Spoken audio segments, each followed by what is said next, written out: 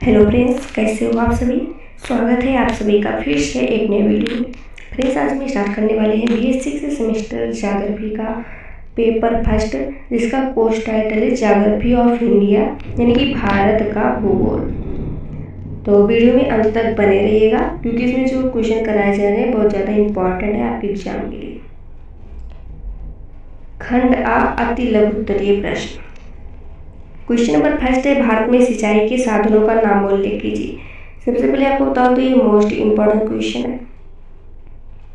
भारत में सिंचाई के साधनों का नाम उल्लेख कीजिए। भारत की मानसूनी वर्षा अनियमित, अनिश्चित तथा अनियंत्रित होती है, यानी कि इसका कोई एक निश्चित या निर्धारित समय नहीं है कि हर बार बारिश उसी समय पर हो। तो भारत की मानसूनी वर्षा अनियमित, अनिश्चित तथा अनियंत्रित होती है। अतः कृषि प्रधान देश होने के नाते यहाँ सिंचाई की आवश्यकता होती है। भारत में सिंचाई के प्रमुख साधन निम्न हैं, जैसे कि कुएं द्वारा सिंचाई की जाती है, नलकूपों द्वारा सिंचाई की जाती है। दूसरा है तालाबों द्वारा सिंचाई की जाती है। तालाब जो है कृत्रिम रूप से वर्षा के माध्यम से भर जाते हैं और यहाँ से पानी ले जा करके खेतों में डाल दिया जाता है। नहरों से सिंचाई किस प्रकार से की जाती है। नहरें कृत्रिम जलमार्ग है, जिससे खेतों की सिंचाई करने में आसानी होती है। आगे बढ़ते हैं। क्वेश्चन नंबर सेकंड है, हरित क्रांति से क्या तात्पर्य। आपको बता दूं ये क्वेश्चन बहुत ज़्यादा इंपॉर्टेंट है। हरित क्रांति मोस्ट इंपॉर्टेंट क्वेश्चन है आपके एग्जाम के लिए। हरित क्रांति जो है, इसका प्रयोग सर्वप्रथम डॉक्टर विलियम गैड ने किया। अमेरिकी विद्वान डॉक्टर विलियम गैड ने सर्वप्रथम हरित क्रांति शब्द का प्रयोग करते हुए अधिक उपज देने वाली किस्मों के प्रयोग का उल्लेख किया। ये हरित क्रांति से क्या मतलब होता है। हरित का मतलब हो गया हरा भरा, यानी कि कृषि से संबंधित है।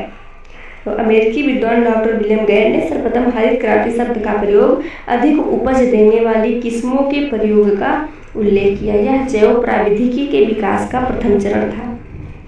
चतुर्थ पंचवर्षीय योजना में कृषि विकास के लिए नई कृषि रणनीति के अंतर्गत अनेक कार्यक्रम चलाए गए और हरित क्रांति का सूत्रपात हुआ। इसके मुख्य तत्व हैं, पहला है अधिक उपज वाली किस्में, दूसरा है उन्नत बीज, तीसरा है रासायनिक उर्वरक, चौथा है सघन कृषि कार्यक्रम, पांचवा है लघु सिंचाई योजना, छठा है कृषि शिक्षा और अनुसंधान, सातवां है पौध एवं भूमि संरक्षण आदि।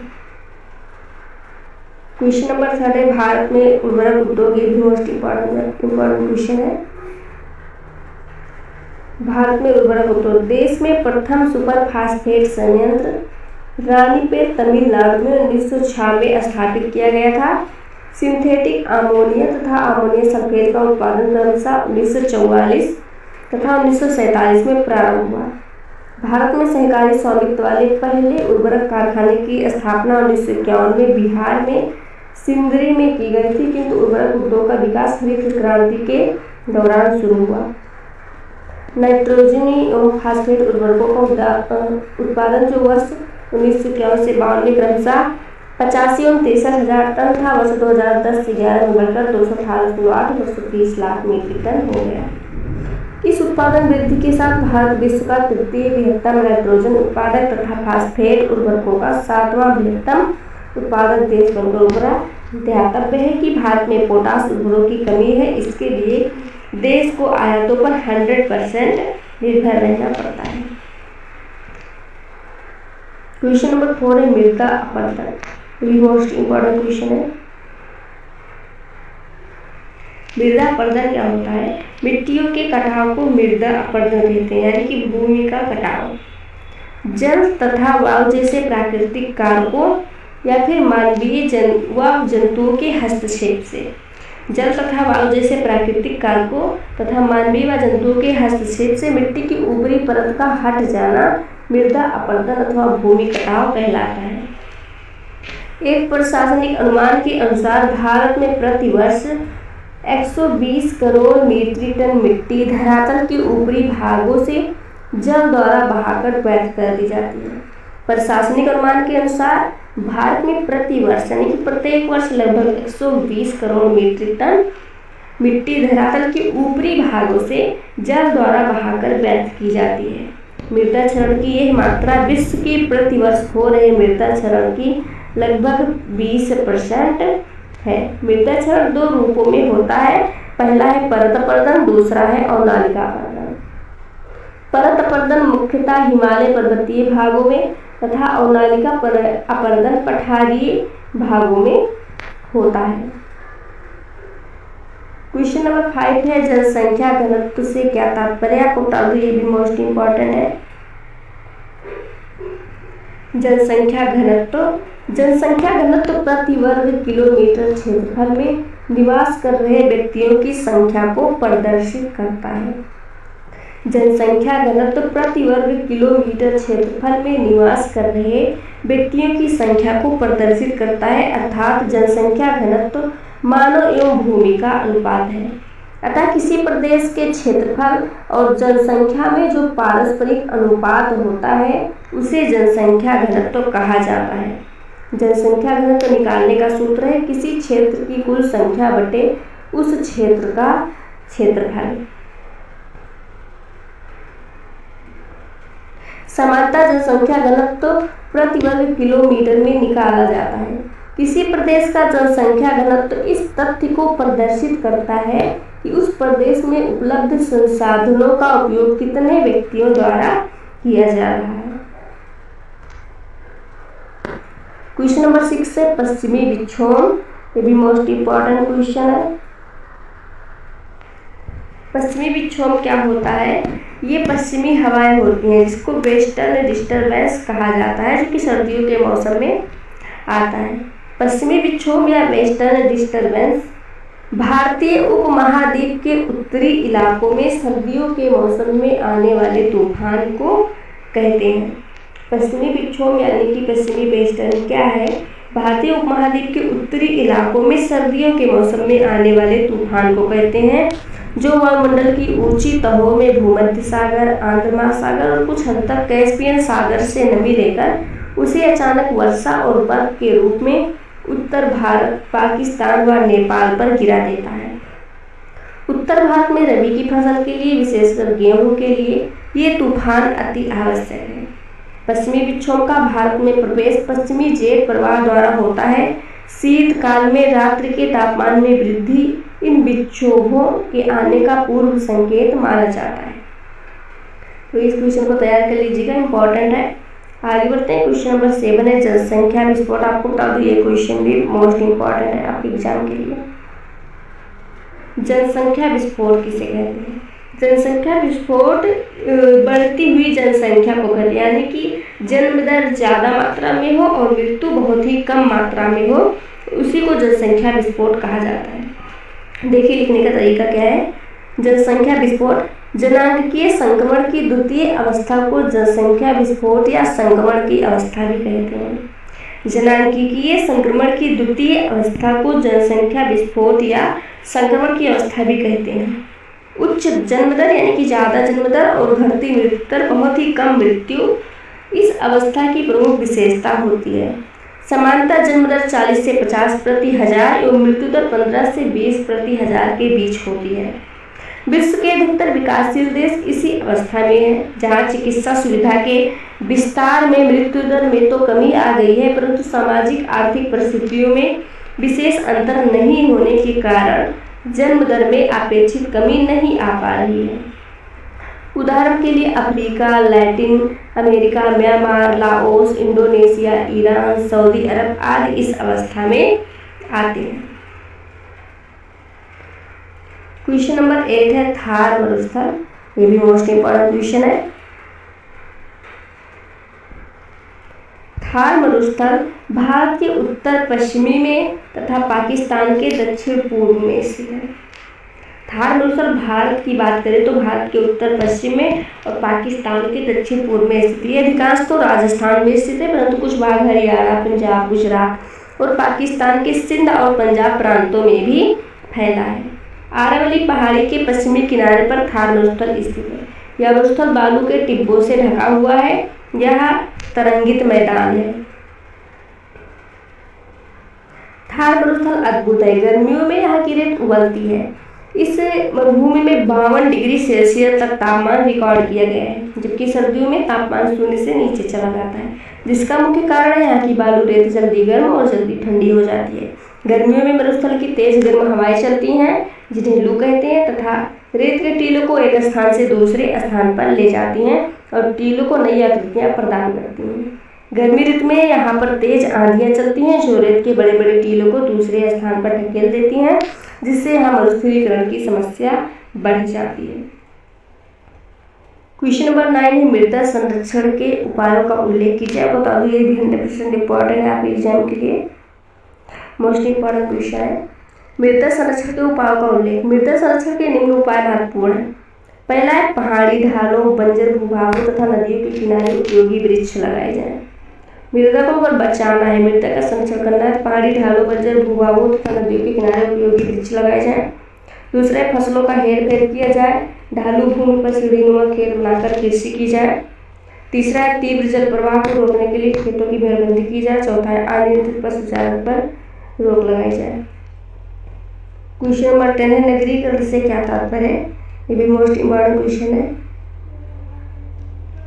नगरीकरण क्या होता है। नगरीकरण एक प्रक्रिया है जिसमें जनसंख्या का ग्रामीण क्षेत्रों से नगरों की ओर स्थानांतरण, नगरों की संख्या में वृद्धि, पूर्णतः विद्यमान नगरों की सीमा व जनसंख्या में वृद्धि तथा अर्थव्यवस्था में गैर प्राथमिक क्षेत्र के प्रसार तथा विकास की प्रक्रिया सम्मिलित है। नगरीकरण वह प्रक्रिया है जिसमें जनसंख्या का ग्रामीण क्षेत्रों से नगरों की ओर स्थानांतरण और नगरों की संख्या में वृद्धि, पूर्णतः विद्यमान नगरों की सीमा व जनसंख्या में वृद्धि अथवा अर्थव्यवस्था में गैर प्राथमिक क्षेत्र के प्रसार तथा विकास की प्रक्रिया सम्मिलित है। समानतः जब पारस्परिक ग्रामीण अर्थव्यवस्थाओं का रूपांतरण आधुनिक औद्योगिक अर्थव्यवस्थाओं में होने लगता है तो नगरीकरण की प्रक्रिया आरंभ हो जाती है। नगरीय समाजशास्त्री किंग्सले डेविस के अनुसार नगरीकरण मानव की सामाजिक क्रांति में एक नवीन एवं आधारभूत कदम है। समानतः ग्रामीण जनसंख्या का नगरीय जनसंख्या में रूपांतरण ही नगरीकरण कहलाता है। क्वेश्चन नंबर 11 है जलोढ़ मिट्टी। ये भी मोस्ट इंपॉर्टेंट है एग्जाम के लिए। जलोढ़ मिट्टी उसे कहा जाता है जो बहते हुए जल द्वारा बहाकर लाई तथा कहीं अन्यत्र जमा की जाती है। जलोढ़ मिट्टी उसे कहा जाता है जो बहते हुए जल द्वारा बहाकर लाई तथा कहीं अन्यत्र यानी दूसरी जगह जमा की गई हो। यह मुरमुरी अथवा ढीली होती है अर्थात इसके कण आपस में सख्ती से बनकर कोई ठोस शैल नहीं बनाती। जलोढ़ मिट्टी प्रायः विभिन्न प्रकार के पदार्थों से मिलकर बनी होती है जिसमें गाद एवं मृत्तिका के महीन कण, बालू तथा बजरी की अपेक्षा बड़े कण भी होते हैं। क्वेश्चन नंबर 12 है खनिज संसाधनों का वर्गीकरण। आपको बता दें ये भी मोस्ट इंपॉर्टेंट क्वेश्चन है एग्जाम के लिए। खनिज संसाधनों का वर्गीकरण कीजिए। समानतः भूतल के समस्त खनिज संसाधनों को 4 वर्गों में विभक्त किया गया है। पहला है धात्विक खनिज, लोहा, सीसा, जस्ता, टिन, एल्यूमिनियम, मैग्नीशियम, सोना, चांदी, यूरेनियम तथा मैंगनीज, निकेल, कोबाल्ट आदि सभी धात्विक खनिज है। दूसरा है अधात्विक खनिज। इन खनिजों में धातु अंश नहीं होता जैसे सल्फर तथा पाइराइट, फास्फेट, पोटास, एस्बेस्टॉस, बहुमूल्य पत्थर जैसे हीरा आदि। तीसरा है ईंधन खनिज। ये भी अधातु खनिज है जिसमें ऊर्जा उत्पन्न होती है जैसे कि कोयला, पेट्रोलियम, प्राकृतिक गैस आदि। क्वेश्चन नंबर 13 है भारत को वानस्पतिक पेटियों में बांटिए। आप बता दो ये भी इंपॉर्टेंट क्वेश्चन है आपके एग्जाम के लिए।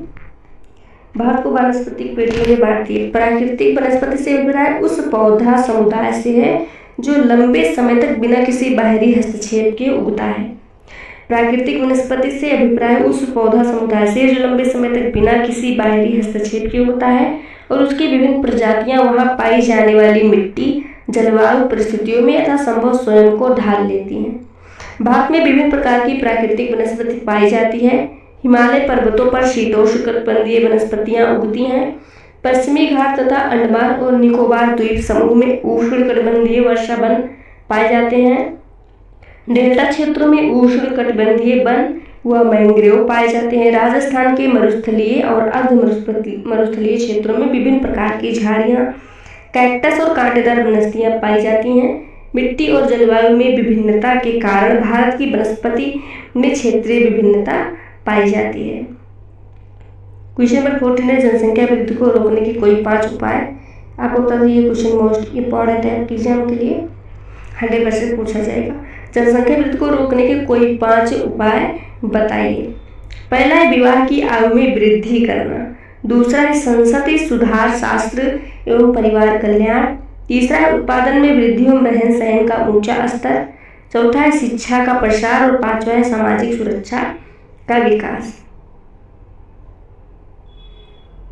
क्वेश्चन नंबर 15 है वृत्ताकार प्रतिरूप व त्रिभुजाकार प्रतिरूप पर टिप्पणी कीजिए। आपको बता दिए वाला क्वेश्चन आपके एग्जाम में पूछा जाएगा, ये भी मोस्ट इंपॉर्टेंट क्वेश्चन है।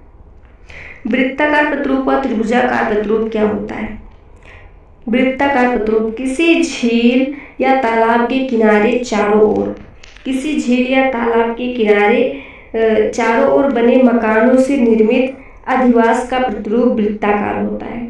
नैनीताल जिले में इस अधिवास प्रतिरूप केंद्र के उदाहरण देखने को मिलते हैं। किसी झील या तालाब के किनारे, तालाब इस तरह से होता है, ये थोड़ा दूर में होता है, इसके किनारे जो है मकानों से निर्मित अधिवास जो होते हैं वो वृत्ताकार होते हैं। यहाँ पे जो है घर आपका बन जाएगा चारों तरफ, तो ये वृत्ताकार हो जाएगा।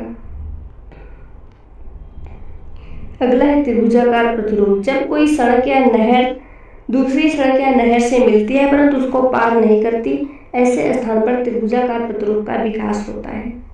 जब कोई सड़क किसी नदी तक जाकर समाप्त हो जाती है, वहाँ मकान नदी के समांतर और सड़क के किनारे पर बनते हैं। कुछ समय के बाद सड़क के दोनों ओर तथा नदी के बीच के भाग पर भी बसा हो जाता है और वहाँ की आकृति त्रिभुजाकार हो जाती है, जैसे कि आप इसमें देख सकते हैं। कोई सड़क जा रही है, यहाँ पे मिल गई है लेकिन पार नहीं कर रही है, तो यहाँ पे जितने भी घर बनेंगे वो त्रिभुजाकार प्रतिरूप में आ जाएंगे। इस प्रकार से सड़क भी है। क्वेश्चन नंबर 16 है भारत में जनसंख्या के वितरण प्रतिरूप का संक्षेप में वर्णन कीजिए। आपको तो ये भी मोस्ट इम्पोर्टेंट क्वेश्चन है। भारत में जनसंख्या के वितरण प्रतिरूप का संक्षेप में वर्णन। भारत में विश्व की 17.4% सन 2011 में जनसंख्या निवास करती थी, जबकि इसका क्षेत्रफल विश्व का केवल 2.4% है। जनसंख्या की दृष्टि से भारत अब विश्व का पहला बड़ा देश बन गया है, किंतु भारत की 2/3 जनसंख्या, उसके 1/3 भाग मुख्यतः उत्तरी मैदान और तटीय भागों में, जहां अपेक्षित मिट्टी, जल, समतल भूमि एवं आवागमन की सुगमता आदि सुविधाएं विद्यमान है, इसमें केंद्रित है। उत्तरी मैदान का क्षेत्रफल समूचे भारत का 17.3% है, पर जनसंख्या 45.5 है। इसी पर तटीय मैदानों का क्षेत्रफल 14% है और जनसंख्या 24.6%। दक्षिण के पठारी भाग पर तटीय प्रदेशों की अपेक्षा जनसंख्या अधिक है, किंतु यहाँ का घनत्व तटीय भागों की तुलना में 2/5 ही है। पठारी प्रदेश की कतिपय कछारी घाटियों और मैदानों की जनसंख्या का घनत्व मैदानी भागों के समान ही मिलता है। पठारी प्रदेश की उच्च भूमियों में कुल जनसंख्या का 5% भाग रहता है, यह भी कुछ घाटियों में केंद्रित है। सन 2003 में यहाँ की अनुमानित संख्या 1049.70 मिलियन थी। भारत में औद्योगिक नगरों में, बंदरगाहों के आसपास, नदियों की घाटियों में, समतल मैदानों में और खनिज पदार्थों के पाए जाने वाले स्थानों में, जहाँ जीवन यापन और आवागमन के मार्गों की समुचित सुविधाएं प्राप्त हैं, जनसंख्या का घनत्व वहाँ पे अधिक पाया जाता है। इसके विपरीत पहाड़ी, पठारी, मरुस्थलीय क्षेत्रों में, जहाँ जलवायु प्रतिकूल और जल का अभाव होता है, घनत्व कम है। इसके अतिरिक्त भारत की कृषि पट्टी में जनसंख्या घनत्व बहुत ही अधिक है। ये कृषि पट्टी पंजाब के सिंचाई वाले क्षेत्रों से आरंभ होकर उत्तर प्रदेश, बिहार, झारखंड, बांग्ला होती हुई पूर्वी घाटी के तमिलनाडु, आंध्र प्रदेश, कर्नाटक और केरल होती हुई पश्चिमी घाट के महाराष्ट्र राज्य तक जाती है। क्वेश्चन नंबर 17 है समुद्र तटीय मैदान पर टिप्पणी लिखिए। ये भी मोस्ट इम्पोर्टेंट है। समुद्र तटीय मैदान पर टिप्पणी। समुद्र तटीय मैदान प्रायद्वीपीय पठारी प्रदेश के पूर्व एवं पश्चिम की ओर 2 संकरे तटीय मैदानी प्रदेश हैं, जिन्हें क्रमशः पूर्वी तटीय मैदान तथा पश्चिमी तटीय मैदान कहते हैं। पहला है पूर्वी तटीय मैदान। यह उत्तर में महानदी से दक्षिण में कन्याकुमारी तक फैला हुआ है। यह पश्चिमी तटीय मैदान की तुलना में अधिक चौड़ा और शुष्क है। इसमें महानदी, गोदावरी, कृष्णा तथा कावेरी नदियों ने उपजाऊ डेल्टाओं का निर्माण किया है। इसके उत्तरी भाग को उत्तरी सरकार तथा कोकनद तट और दक्षिणी भाग को कोरोमंडल या कर्नाटक तट कहते हैं। इस तट पर कहीं कहीं बालू के टीले पाए जाते हैं, जिनके कारण यहाँ चिल्का तथा पुलिकट जैसी झीलों का निर्माण हुआ है। अगला है पश्चिमी तटीय मैदान। यह उत्तर में गुजरात राज्य से लेकर दक्षिण में केरल राज्य तक अरब सागर के साथ साथ फैला हुआ है, जिसे उत्तर में कोंकण तथा दक्षिण में मालाबार तट कहते हैं। ये अपेक्षाकृत संकरा है, जिसकी मध्यमान चौड़ाई लगभग 64 किलोमीटर है। उत्तरी भाग चौड़ा तथा दक्षिणी भाग बहुत ही संकीर्ण है, जहाँ इसकी चौड़ाई कई स्थानों पर 50 किलोमीटर से भी कम है। तीव्र ढाल के कारण इस तट की नदियां डेल्टा नहीं बनाती। यहाँ का तट अधिक कटा-फटा होने के कारण यहाँ मुंबई, मंगलौर, कालीकट तथा मारा-मागाओ जैसी प्राकृतिक बंदरगाहें मिलती हैं। दक्षिण में तट के साथ साथ अनेक लैगून झीलें पाई जाती हैं। क्वेश्चन नंबर 18 है, वर्षा से क्या आशय इंपॉर्टेंट है। हवा में थोड़ी बहुत वाष्प हमेशा मिली रहती है। हवा में निहित वाष्प द्रवीभूत होने पर जब बूंदों के रूप में धरातल पर गिरती है तो उसे वर्षा कहते हैं। वर्षा क्या है? हवा में थोड़ी बहुत वाष्प हमेशा मिली रहती है। हवा में निहित वाष्प द्रवीभूत होने पर जब बूंदों के रूप में धरातल पर गिरती है तो उसे वर्षा कहते हैं। जब वायुमंडल में उपस्थित जल भरी हवाएं ऊपर उठने पर ठंडी होने लगती हैं तो संघनन की क्रिया में से मेघों का निर्माण होता है एवं वाष्प कण जल कण की बूंदों में बदलकर भूमि पर गिरने लगते हैं। इसी को वर्षा कहते हैं। वर्षा के लिए निम्न अनुकूल दशाओं का होना आवश्यक है। पहला है उष्णार्ध वायु का ऊपर उठना तथा ठंडी होकर उष्मांक प्राप्त करना। दूसरा है जल कणों के रूप में मेघों का बनना। तीसरा है वायुमंडल के प्रति घन सेंटीमीटर वायु में 40 से 50,000 कण होते हैं। इन जल बिंदुओं का संगठन होता है। चौथा है जब कण बड़े हो जाते हैं तो वायु उन्हें रोक नहीं पाती क्योंकि वे वायु से भारी होते हैं। पांचवा है पर्याप्त बड़े पानी के बिंदु जब पृथ्वी तल पर पहुंचते हैं तो वर्षा होने लगती है। छठवां जब तापमान अधिक गिर जाता है तो जल कण ठोस रूप धारण करके ओले के रूप में पृथ्वी पर गिरते हैं। क्वेश्चन नंबर 19 है वर्षा के मुख्य प्रकार। ये भी मोस्ट इम्पोर्टेंट क्वेश्चन है। वर्षा के सर्वप्रमुख 3 प्रकार हैं। पहला है संवहनीय वर्षा, दूसरा है चक्रवर्तीय वर्षा, तीसरा है पर्वतीय वर्षा। संवहनीय वर्षा क्या होता है? किसी स्थान पर सूर्य की सीधी किरण निरंतर पड़ने के कारण वायु गर्म होकर संवहन धाराओं के रूप में ऊपर उठकर चारों ओर फैल जाती है, जिससे वायु का तापमान गिर जाता है। घनी पवन क्रिया के कारण मेघ बनने लगते हैं और घनघोर वर्षा होने लगती है। वर्षा मेघ गर्जन और विद्युत चमक के साथ होती है। विषुवत रेखीय प्रदेश में वर्ष भर ऐसी बारिश होती है।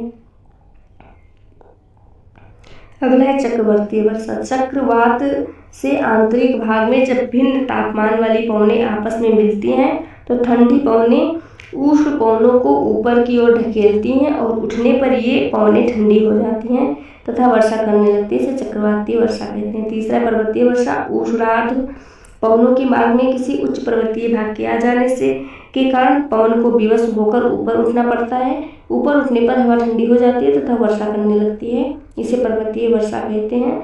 ऐसी वर्षा पवनोमुखी ढालों पर अधिक होती है और पवनोभिमुख ढालों पर कम होती है। क्वेश्चन नंबर 20 है भारत के प्रवाहतंत्र को कितने भागों में विभाजित किया गया है? नदी अपने उद्गम स्थल से लेकर अपने मुहाने तक अपनी सहायक नदियों सहित जल के बहाव की जिस प्रणाली का निर्माण करती है उसे नदी का अपवाह तंत्र कहा जाता है। किसी देश अथवा प्रदेश का अपवाह तंत्र धरातलीय रचना, भूमि के ढाल, संरचनात्मक नियंत्रण, शैलों के स्वभाव, विवर्तनिक क्रियाओं, जल की प्राप्ति तथा अपवाह क्षेत्र के भूगर्भिक इतिहास पर निर्भर करता है। भारतीय नदी तंत्र का वर्तमान स्वरूप भी नदी विकास की एक लंबी प्रक्रिया का परिणाम है। भूतल की बनावट तथा नदियों के उद्गम के दृष्टिकोण से भारत के प्रवाहतंत्र को निम्नलिखित 2 भागों में विभाजित किया गया है। पहला है हिमालय की नदियां, दूसरा है प्रायद्वीपीय नदियां। क्वेश्चन नंबर 21 है सूखे से बचाव के उपाय बताइए। मोस्ट इम्पोर्टेंट क्वेश्चन है।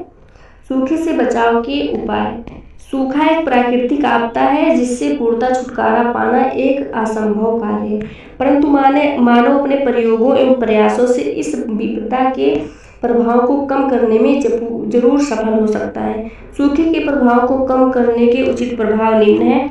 पहला, यदि किसानों को पहले से कम वर्षा की सूचना दी जाए तो वे कम जल मांगने वाली फसलों का चयन कर सकते हैं।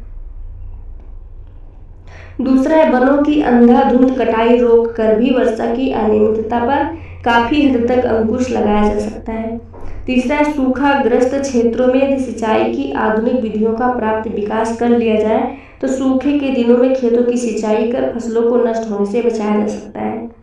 चौथा है, सूखाग्रस्त क्षेत्रों में सूखे के अकाल पड़ने की स्थिति में व्यक्तियों तथा पशुओं की मृत्यु से बचाने के लिए खाद्यान्न तथा चारे को सुरक्षित भंडार रखने चाहिए। पांचवा है, परिवहन के नवीन साधनों का समुचित विकास किया जाना ताकि सूखे के दिनों में प्रभावित लोगों को राहत पहुंचाकर उन्हें भूखमरी से बचाया जा सके। क्वेश्चन नंबर 22 है, अपक्षय को परिभाषित कीजिए। ये इंपॉर्टेंट है। अपक्षय उन विभिन्न भूपृष्ठीय प्रक्रियाओं का प्रभाव है। अपक्षय उन विभिन्न भूपृष्ठीय प्रक्रियाओं का प्रभाव है जो कि चट्टानों के नष्ट होने तथा विघटन होने में सहायक होती हैं, लेकिन इसमें ढीले पदार्थों का बड़े पैमाने पर परिवहन नहीं होना चाहिए। क्वेश्चन नंबर 23 है, अपर्दन। अपर्दन किसे कहते हैं? जब गतिशील शक्तियों यथा हवा, हिमानी, नदी, नहरें, भूमिगत जल आदि के द्वारा धरातल पर चट्टानों में तोड़-फोड़ क्रिया की जाती है तो उसे अपर्दन कहते हैं। क्वेश्चन नंबर 24 है, भूमिगत जल से क्या आशय है?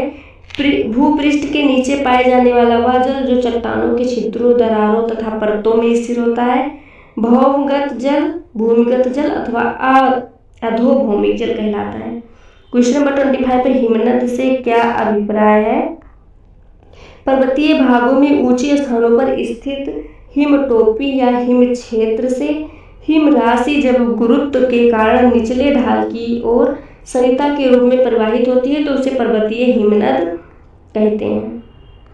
क्वेश्चन नंबर 26 है, कृषि के मुख्य प्रकार कौन से होते हैं? स्पष्ट कीजिए। ये वाला मोस्ट इम्पॉर्टेंट है। कृषि के मुख्य प्रकार कौन से होते हैं?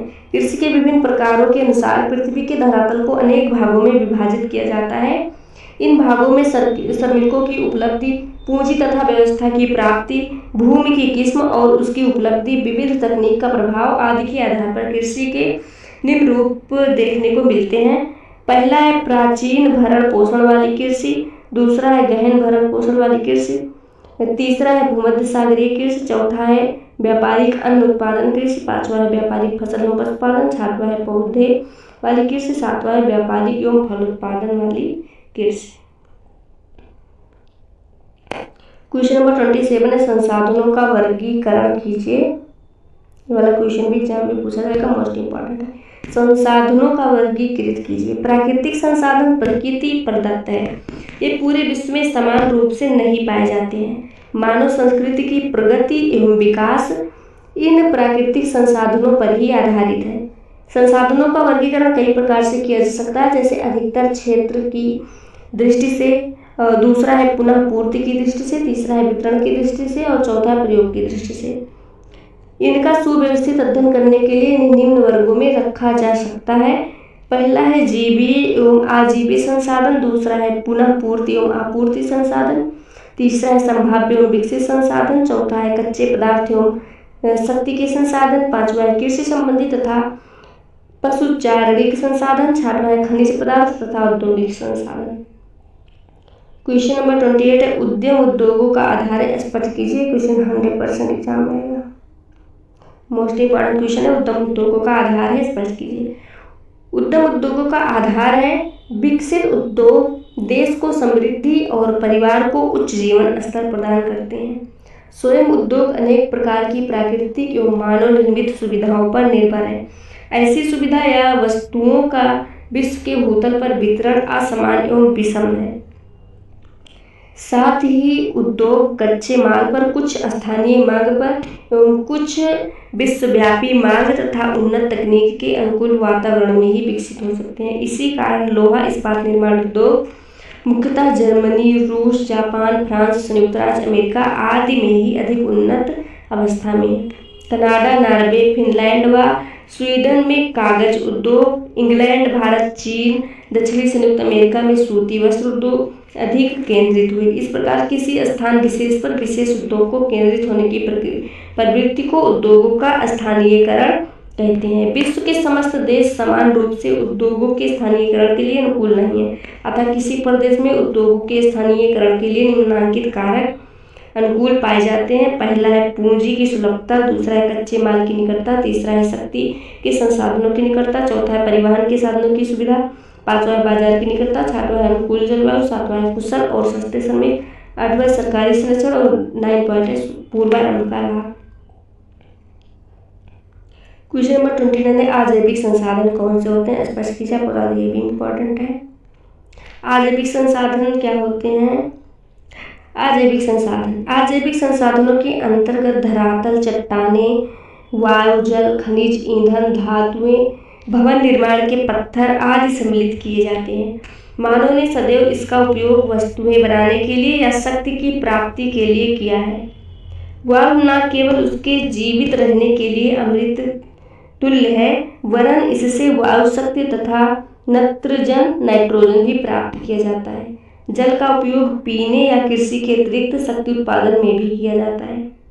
इन दोनों संसाधनों के बीच की स्थिति मिट्टी ही है, जिसके अभाव में न तो पेड़ पौधे ही पनप सकते हैं और न ही मानव को पौष्टिक पदार्थ ही प्राप्त हो सकते हैं, तथा प्राकृतिक संसाधनों में मिट्टी का महत्व भी सर्वाधिक होता है। वे दोनों प्रकार के संसाधन ही किसी देश की वास्तविक संपत्ति माने जाते हैं। मानव उपयोग के लिए ये संसाधन अनेक प्रकारों और रूपों में उपलब्ध होते हैं, किंतु विभिन्न मानव समूहों के लिए इनका महत्व उनकी सभ्यता के विकास के चरणों के अनुरूप ही होता है। सहस्त्रों हजारों वर्षों तक ये संसाधन मानव के पिछड़े होने के कारण सुसुप्त रहे हैं, अतः ऐसे संसाधनों को सुसुप्त संसाधन की संज्ञा भी दी जाती है। क्वेश्चन नंबर 30 है कुटीर और लघु उद्योगों में अंतर। यह क्वेश्चन 100% इम्पोर्टेंट है आपके एग्जाम के लिए। मोस्ट इम्पोर्टेंट क्वेश्चन, कुटीर व लघु उद्योगों में अंतर। कुटीर तथा लघु उद्योगों में अंतर। पहला है कुटीर उद्योग। कुटीर उद्योग मुख्यतः परिवार के सदस्यों के सहयोग से चलाए जाते हैं, जबकि लघु उद्योग में सामान्यतः श्रमिक कार्य करते हैं। कुटीर उद्योगों में मानव के हाथों का प्रयोग होता है, जबकि लघु उद्योग में उत्पादन मशीनों द्वारा किया जाता है या होता है। थर्ड पॉइंट है कुटीर उद्योगों में स्थानीय मांग की पूर्ति की दृष्टि से परंपरागत वस्तुओं का उत्पादन होता है, जबकि लघु उद्योगों में वस्तुओं का उत्पादन एक बड़े क्षेत्र की मांग को पूरा करता है। चौथा पॉइंट है कुटीर उद्योगों में कच्चे माल की आपूर्ति सामान्यतः स्थानीय स्तर पर की जाती है, जबकि लघु उद्योगों में कच्चे माल की आपूर्ति बाहर से आयातित माल द्वारा होती है। कुटीर उद्योगों में तैयार माल के लिए बाजार स्थानीय होता है, जबकि लघु उद्योग में निर्मित माल का बाजार विस्तृत होता है, अर्थात यह दूरस्थ बाजारों में भेजा जाता है। क्वेश्चन नंबर 31 है खनिजों का महत्व बताइए। ये भी मोस्ट इम्पोर्टेंट क्वेश्चन है आपके एग्जाम के लिए। खनिजों का महत्व बताइए। वर्तमान युग में खनिज पदार्थों का महत्व बहुत अधिक है, क्योंकि जिस देश में खनिज पदार्थों का अथाह भंडार उपलब्ध है, वही देश आज विश्व में सबसे अधिक आर्थिक, औद्योगिक और व्यापारिक उन्नति करने में सफल हो सका है। संयुक्त राज्य अमेरिका, रूस, Ukraine, England, Germany, France, Belgium और जापान ऐसे ही राष्ट्र हैं जिन्होंने अन्य देशों की अपेक्षा अधिक उन्नति की है। आधुनिक सभ्यता बहुत अंशों तक खनिज पदार्थों पर निर्भर है। कृषि, उद्योग, परिवहन और संदेश वाहनों आदि सभी का विकास खनिज संपदा पर ही अवलंबित है। खनिज पदार्थों की खोज के कारण ही आज विश्व के उष्णतम मरुस्थल पश्चिमी ऑस्ट्रेलिया, सऊदी अरब तथा ठंडे मरुस्थल विशेषकर अलास्का का आर्थिक विकास संभव हो सका है। क्वेश्चन नंबर 32 है लंबे समय तक परिवर्धनीय संसाधन कौन से होते हैं? आपको बता दो, ये भी मोस्ट इंपॉर्टेंट क्वेश्चन आपके एग्जाम के लिए। लंबे समय तक परिवर्धनीय संसाधन कौन से होते हैं? ये वे साधन हैं जिन्हें विज्ञान के सहारे एक लंबे समय तक उपयोगी बनाए रखा जाता है अथवा उनकी गुण वृद्धि की जा सकती है। यथा भूमि की उर्वरक शक्ति को जल आदि देकर उपजाऊ बनाए रखा जा सकता है। संरक्षण द्वारा मछली, जीव जंतुओं और वनों को सुरक्षित रखा जा सकता है। क्वेश्चन नंबर 33 है मानवीय संसाधन किसे कहते हैं? आपको बता दें, मोस्ट इंपॉर्टेंट क्वेश्चन है। मानवीय संसाधन प्राकृतिक संसाधनों के अतिरिक्त मानव संसाधन भी महत्वपूर्ण है, क्योंकि बिना मानव श्रम के प्राकृतिक संसाधनों का कोई मूल्य नहीं है। मानव ही अपने वातावरण में परिवर्तन कर उसमें पाए जाने वाले पदार्थों को अपनी आवश्यकता के लिए उपयोग में लाता है। उसी के परिश्रम के फलस्वरूप आज विश्व में कहीं कृषि वस्तुओं का उत्पादन किया जाता है, तो कहीं खनिज पदार्थों का दोहन किया जाता है और कहीं निर्माणी उद्योग का विकास संभव हो पाता है। पृथ्वी पर प्राप्त होने वाले प्राकृतिक संसाधनों का उपयोग करने के लिए मानव के विचार, उसके संगठन और श्रम सभी की आवश्यकता होती है। क्वेश्चन नंबर 34 है, खनिजों के शीतोष्ण और नियंत्रित करने के मुख्य खनिजों के शोषण को नियंत्रित करने के मुख्य कारक, ये भी इंपॉर्टेंट है, ध्यान दीजिएगा। खनिजों के शोषण को नियंत्रित करने के मुख्य कारक बताइए। खनिजों का भूमि से शोषण कई बार वातावरण एवं प्रदूषण संबंधी समस्याओं को भी जन्म देता है। खनिजों का भूमि से शोषण कई बार वातावरण और प्रदूषण संबंधी समस्याओं को भी जन्म देता है। अतः खनिजों का अंधाधुंध शोषण होने से संबंधित प्रदेशों के लिए स्थायी रूप से पिछड़ेपन का भी कारक बन सकता है। इसी कारण अधिकांश खनिज, विशेषकर आध्यात्मिक खनिज एवं ऊर्जा स्रोत, नाशवान संसाधन है। अतः इनका लंबे समय तक उपयोग करने एवं भविष्य के समाज को इनसे लाभ मिले, इसके लिए सभी प्रकार के खनिज संसाधनों का, चाहे वह आसान हो या चक्रीय हो, बुद्धिमानी से एवं मितव्ययिता पूर्वक शोषण, उपयोग एवं विदोहन किया जाना चाहिए। इस प्रकार संक्षेप में किसी भी देश या प्रदेश के खनिजों के शोषण को नियंत्रित करने वाले मुख्य कारक हैं। पहला, समुचित सर्वेक्षण द्वारा खनिजों की किस्म, भंडार, गहराई एवं स्थिति का सही ज्ञान।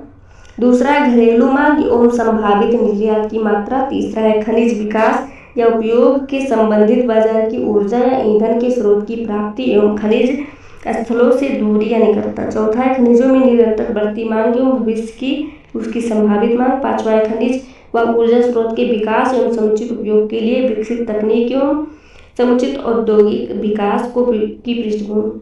छठवां है पर्यावरणीय, वातावरण से संबंधित अथवा प्रदूषण से संबंधित समस्याएं एवं उनको नियंत्रण में लाने की क्षमता का विकास।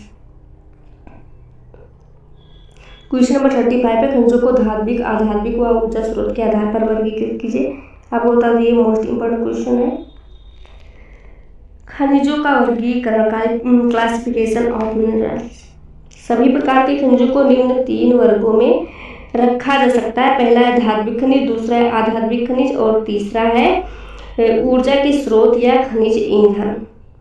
खनिजों का वर्गीकरण कितने प्रकार से किया जा सकता है? 3 प्रकार से किया जाता है। सबसे पहला है धात्विक खनिज। ये वे खनिज हैं जिन्हें शुद्ध करने के पश्चात कूट पीट कर चादरों, छड़ों, तारों आदि में ढाला बदला जा सकता है। ऐसी धातुओं की अपनी चमक एवं विशेष कठोरता होती है। इन धातुओं की फूट या कतरन को गलाकर पुनः शुद्ध या यौगिक धातु की भांति उपयोग में लिया जा सकता है, तभी चक्रीय संसाधन भी कहते हैं। दूसरा है आध्यात्मिक खनिज। ऐसे खनिज को उसी रूप में, जिस रूप में वे मिलते हैं या अधिक शुद्ध खनिजों को मिलाकर उपयोग में लाया जाता है। इन्हें कूटकर चूरे या चूर्ण में बदला जा सकता है। ये नाशवान संसाधन है क्योंकि एक बार उपयोग में आने के पश्चात या नष्ट या अनुपयोगी हो जाते हैं। तीसरा है ऊर्जा के स्रोत या खनिज संसाधन। इसके अंतर्गत सभी प्रकार के शक्ति या ऊर्जा प्रदान करने वाले खनिज आते हैं। ये प्रायः ईंधन की तरह प्रयोग में लाए जाते हैं, जैसे खनिज तेल की भांति, तरल व प्राकृतिक गैस की भांति गैसीय एवं स्वतः उड़कर नष्ट होने वाले हैं, एवं कोयला तथा आणविक खनिज मुख्य हैं।